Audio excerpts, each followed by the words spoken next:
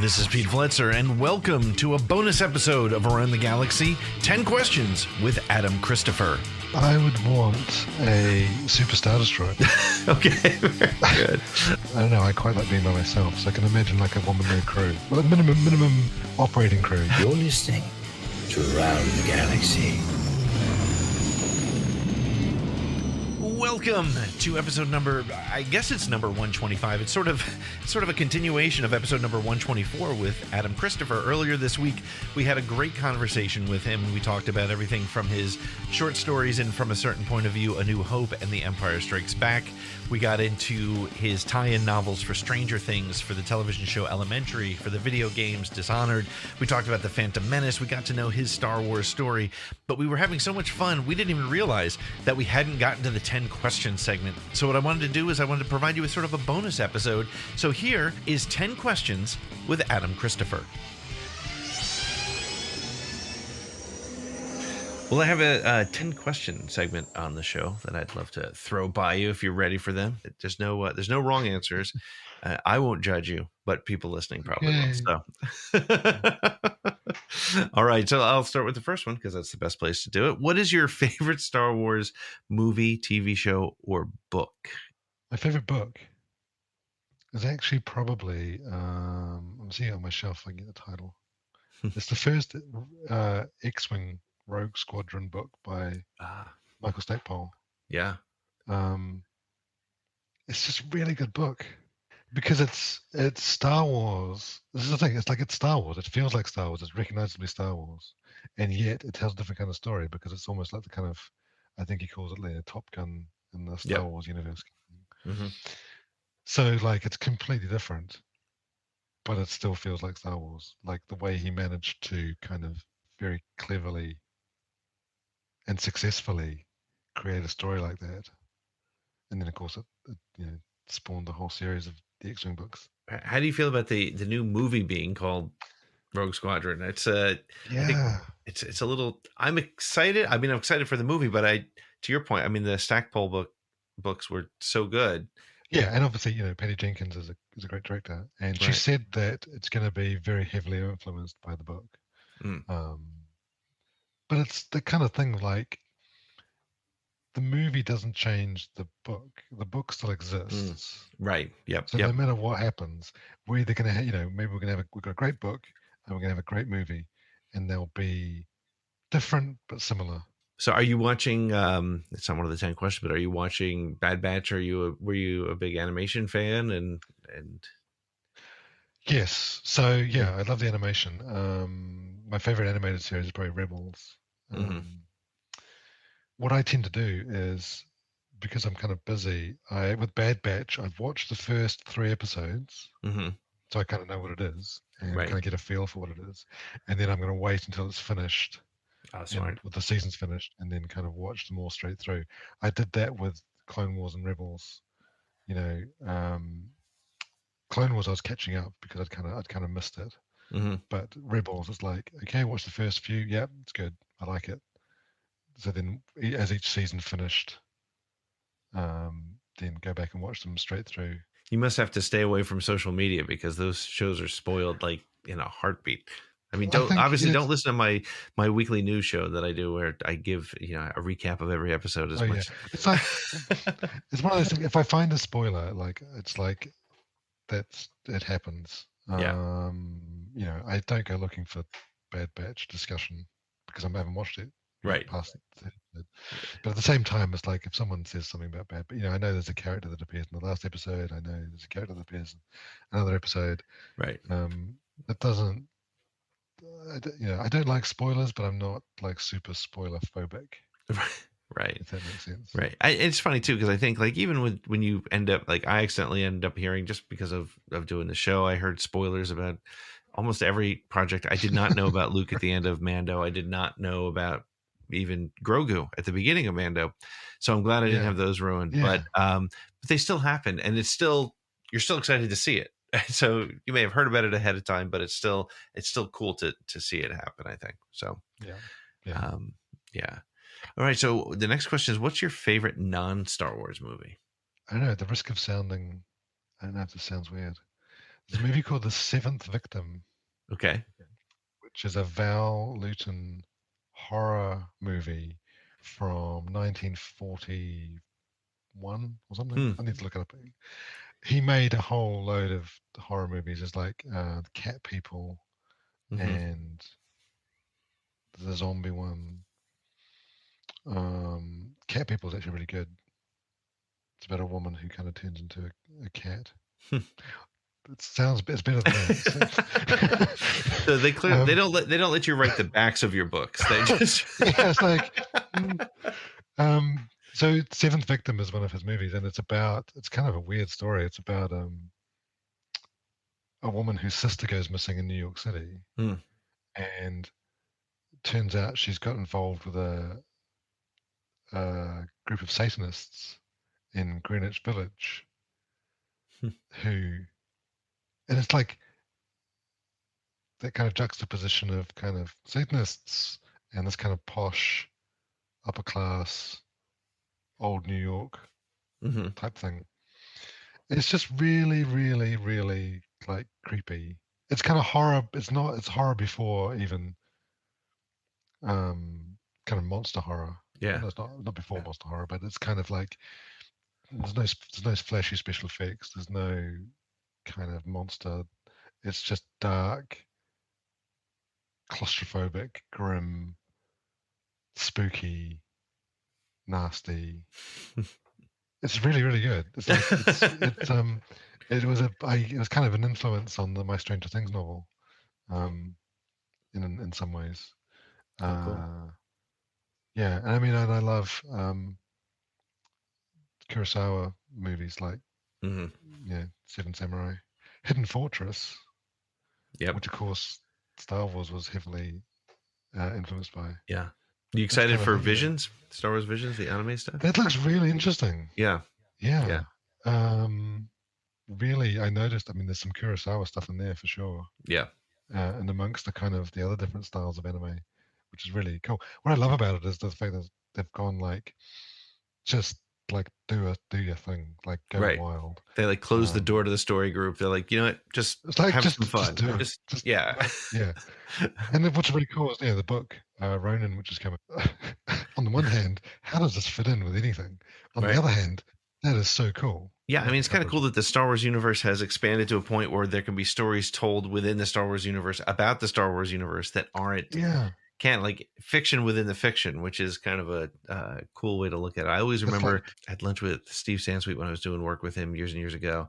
We were at a Star Trek convention because that was all there was. There was no Star Wars celebrations. And we were talking about, oddly enough, tie-in novels to Star Trek because he was talking to somebody who said that the Star Trek novels are stories about the main characters, but the TV shows and the movies are what really happened. And that's kind of an interesting way to look at it. I think, if you look at, these anime Visions things, it looks like it's going to be stories that draw from lore, but not necessarily, we're not going to, I mean, what I'm so excited about too, is just the way it looks like they're just pulling on everything we've always loved. I mean, my favorite still, I don't know how much you looked at it, but there's a still of a Doug, a Sebulba type creature sitting in a probe droid, and I'm like, that's brilliant. I don't know what's going to happen. I don't even know if we're going to actually see that, but now that I've seen an image like that, I'm all in. I just want to see it. Yeah. And so the cover of Ronin, like the character has a red lightsaber with a scabbard. Yeah. I was like, I wish I'd thought of that. Like, it's just like, that is so cool. I was like, the next day, 24 hours later, I was like, I wish I'd thought of that.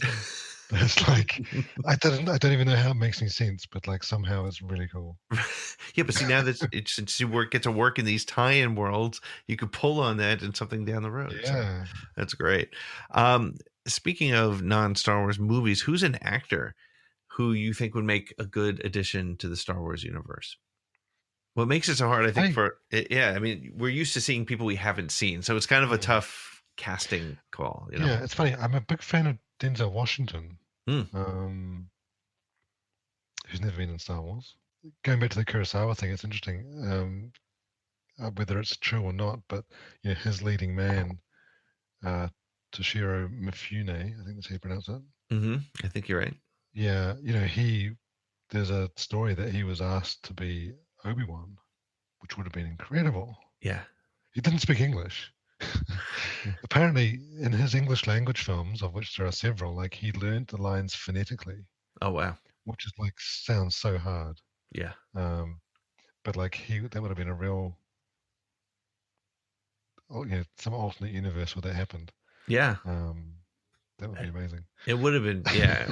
and I mean, just think that little decision, not little, but overall decision has changed the entire universe. I mean, the entire Star Wars universe. I mean, without that, you don't get Ewan, who's now embodied that character almost. I mean, it's funny. I still think Alec Guinness when I think Obi-Wan. I don't know how that's possible, but I still think of him first, even though Ewan has taken control and ownership of that character, and well earned. But can you imagine a completely different actor in there? That's yeah. Well, it's like you said, we don't know what we don't know. It's like right. People who have been in Star Wars, what could possibly have it been like? Yep, exactly. Yeah. Which Star Wars character would you most like to be, and why? Or who would you like to be in the Star Wars universe? It would have to be like some background character who is in like no danger of being blown up by stormtroopers or meeting Vader or like anything, having any kind of adventure in the Star Wars universe is like a bad idea because it's super dangerous and you're going to get chased by spaceships and you're going to have Star Destroyers appearing and speeder bikes and people shooting at you, or worse, like having people coming after you with lightsabers. Right. To choose somebody who's got something to do in the Star Wars universe is not choosing somebody who's going to. I mean, almost none of them live. Right. Yeah, and they go through all kinds of trauma. Like, no. I'd just be some happy but lowly background character. That's the most honest answer I think I've ever had in 124 episodes of the show. That's great. I just want to be safe. I just want to live through it. I want to visit it. Like, I'll go to Galaxy's Edge because that gets me close and I'm not going to die. There's very little chance of having a lightsaber run through me. Right. So, what's your favorite Star Wars sound effect?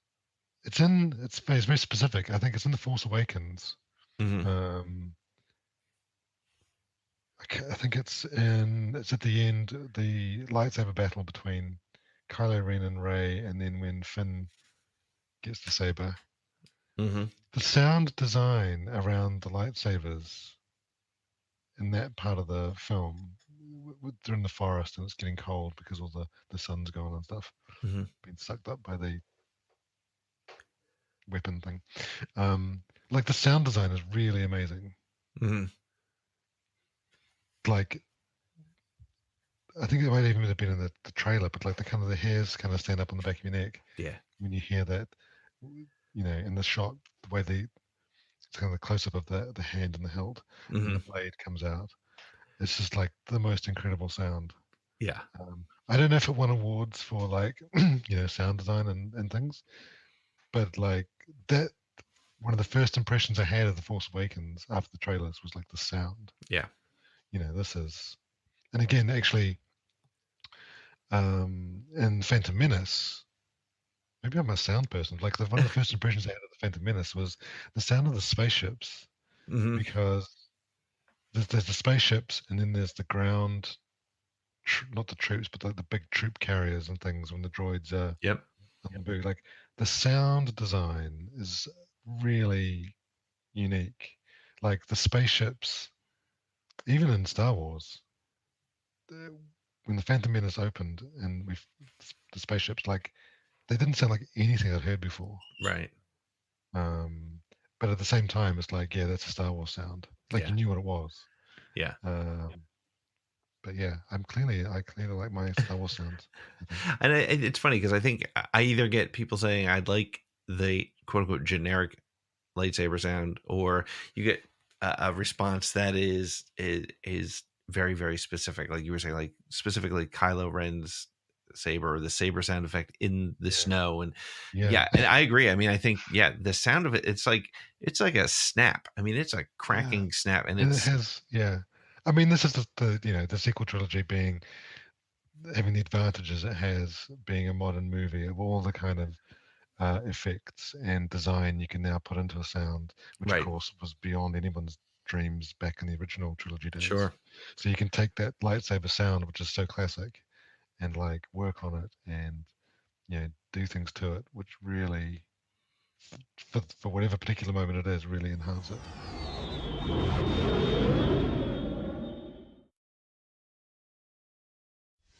This is Adam Christopher, and you're listening to Around the Galaxy. All right, so who's your favorite droid? Forlom. Forlom. Okay. Excellent. Forlom. So, but this, I don't know why. It's like Empire Strikes Back always fascinated me, as it did for many people of my age when I saw it, whenever that was. The whole fascination with Empire Strikes Back, which spawned how many action figures, was all these characters who are in it for like 5 seconds, right, and then they're gone. And the bounty hunter scene, Forlom and Bosk and IG-88 and all that kind of stuff. And of course, with the toys, where they mixed up Zukas and Forlom. Yep. So Forlom came out of Zukas. But I always was fascinated by the kind of insect droid with the kind of compound eyes, and bits of him looked like they were recycled from C-3PO. Yeah. Which I'm sure they were for the costume. Yep. But and of course, I think Zukas and Forlom have taken on a life of their own in various comics and stories and things. They really have. It's kind of, and that's what's so amazing about Star Wars is you have these background characters who are literally less than 60 seconds of screen time, and now there's entire stories about these people. It's great. You're the first to say Forlom, so you win a second prize. You're 2 for 2. It's like I don't know what else you could choose. Like R2D2? No, he's cool, but like your favorite droid, of course not. Right. It's gonna be like the blue R2 unit that is in like 3 seconds of the Rise of Skywalker. Yeah, right. And it was that weird blue color too. It was like a kind of slatey teal. Yeah. It's funny because I know exactly which one you're talking about. That's exactly. That's my second favorite droid. Yeah. It worked. So I see some on behind you, but what's your favorite Star Wars collectible that you own? Whether it's something you can buy or something you have or something that I own. Yeah.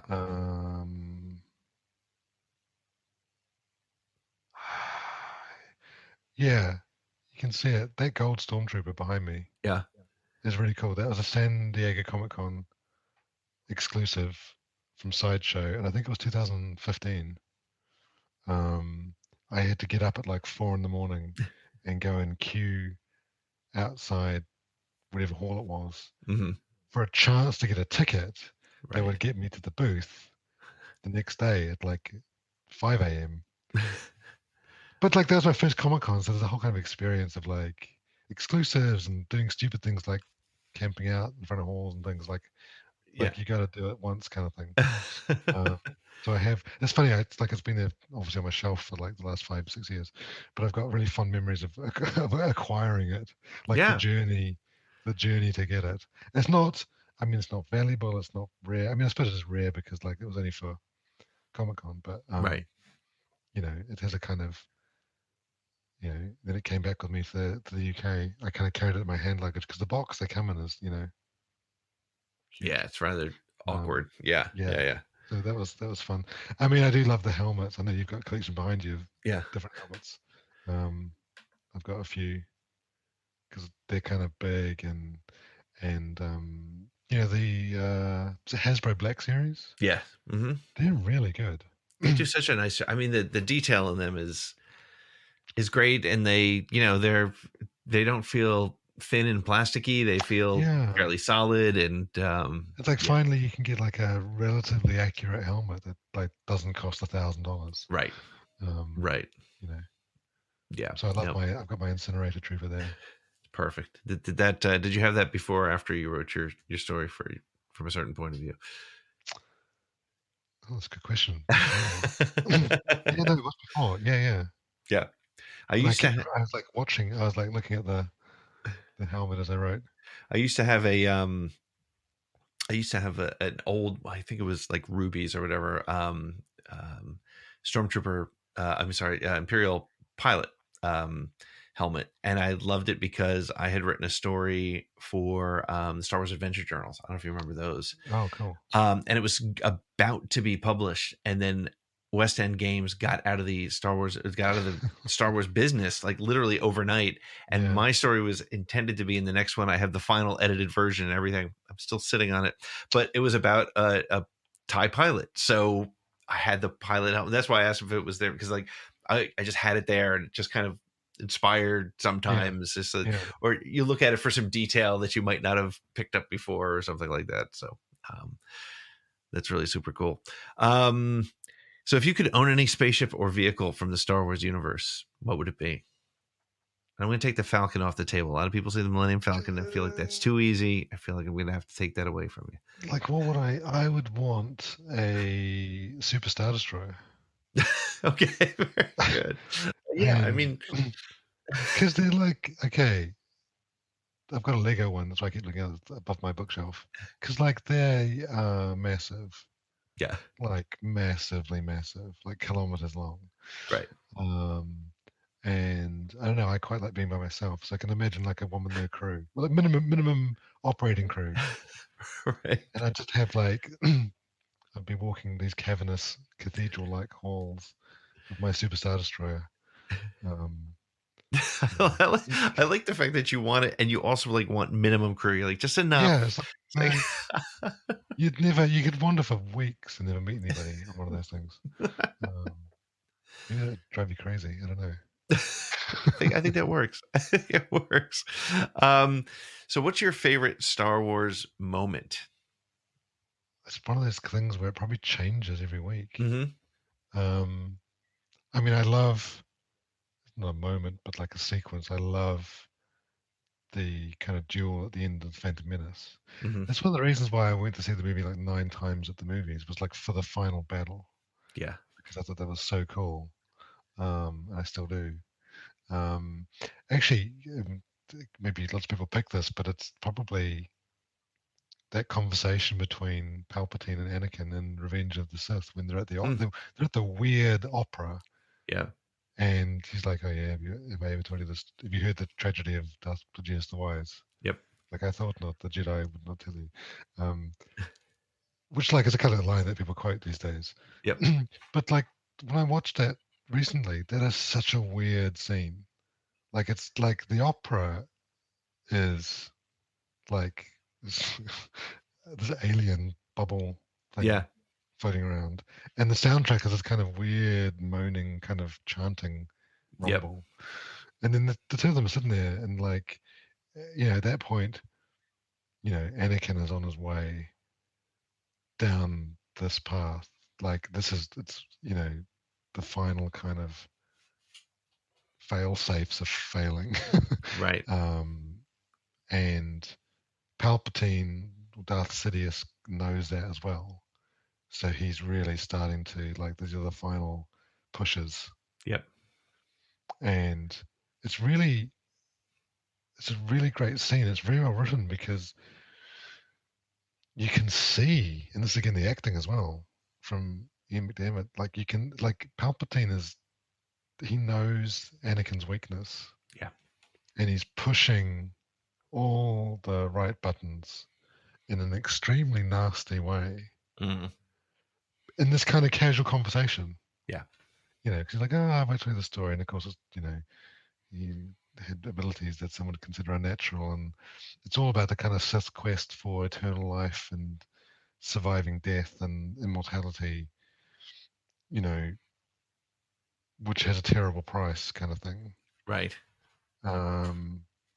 Yeah. So like, okay, it's a scene that people quote all the time, but like, it's actually really, it's like, it's one of those scenes that when you watch it again, it's kind of better than you remember.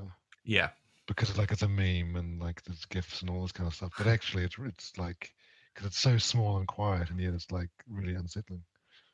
Well, and you bring up a really interesting point too, is the fact that it is such a, it's sort of quintessential. Everything if you don't see any other pre-Emperor Palpatine scenes in your life, if you watch that, you get to know enough of it, because he's got, and that's Ian McDiarmid just playing him so well, in that he's kind and gentle, but he's still kind of, you can tell he's planting seeds, and he's doing it so, and it's one of, I'm not going to pick on Hayden Christensen, because I just didn't always love his acting, but in that scene, he does such a great job of like expressing on his face and his movement, that he's processing this, and in a way he almost knows he's being played as well, but he now knows that this guy can help him with that one thing that's driving him, and it's so well done. Yeah, I think that's a fantastic moment. Great. Well, the last question is, what is your go-to Star Wars quote?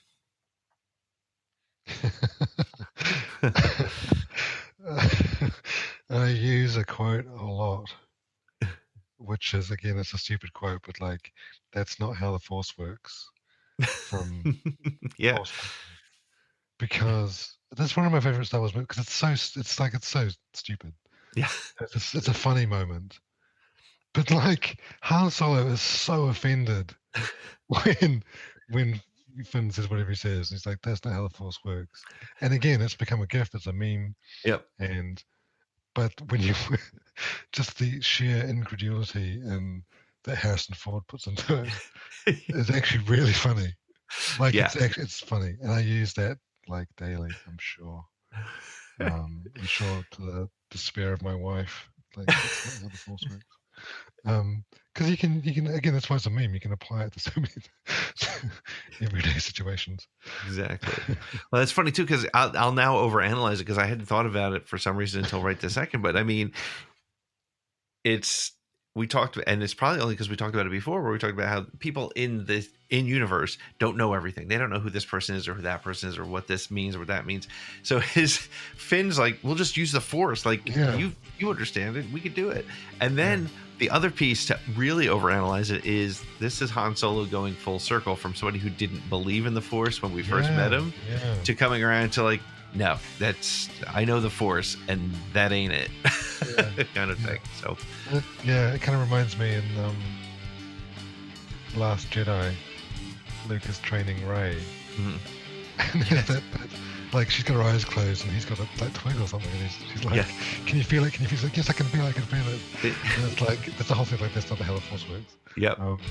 Which is kind of, it's like a companion moment. Yes, 100%. Yeah. No, I love that too. I do think that's great. Well, that wraps it up for this episode of Around the Galaxy. If you had fun, please like, subscribe, share, and review it. If you really had fun and would like to be part of the live virtual audience, please check out our Patreon page at patreon.com/ATGcast. Make sure to follow us on Twitter or all your social media at ATGcast, and go to our website, atgcast.com, for more information about the show, merch, and all kinds of great links.